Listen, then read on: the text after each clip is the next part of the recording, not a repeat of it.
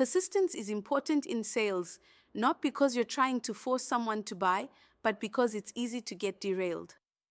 As we've discussed, prospects often hold personal biases or false beliefs. If you truly believe your solution adds value, don't back down at the first sign of resistance. Remember, kindness versus niceness. If they are avoiding something that should be confronted, expose them to the truth of their situation. Lead with their best interest at heart. You aren't being manipulative if what you're selling is truly to their benefit. You're not being pushy if you're suggesting they do what's best for themselves to maximize their potential, especially if they're holding themselves back due to unreasonable fear or personal doubt. Help them consider, what could the future look like if they don't adopt your solution? What opportunities are they missing out on? A good rule of thumb is to not back down unless you get at least 3 no's. Otherwise, it's highly likely you're not providing your prospect with the necessary information to make an informed decision.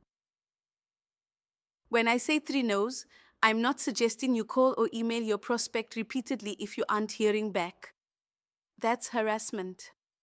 Nor am I suggesting you ask for a sale over and over again, even if they are declining. Approach it in different ways. For example, if you're trying to cross-sell accessories for a car. A bad approach would be to wait till the end to present, then responding to objections consecutively, one after the other. So which accessory would you like? Are you sure you don't want any? What if I gave you a discount? Even though they're worded differently, it still comes across as desperate.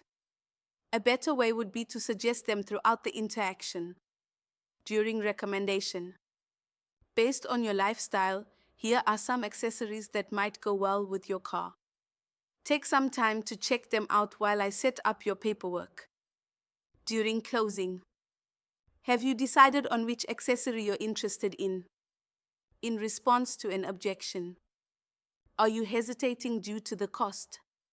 We do have a few bundling options that might save you some money. In both cases, 3 attempts were used for the cross-sell. The second one feels less pushy, despite still being persistent, because we're circling back on a suggestion instead of repeatedly confirming their decision. Making the assumption that it's due to cost and offering bundling options also makes discounting in the second example less desperate.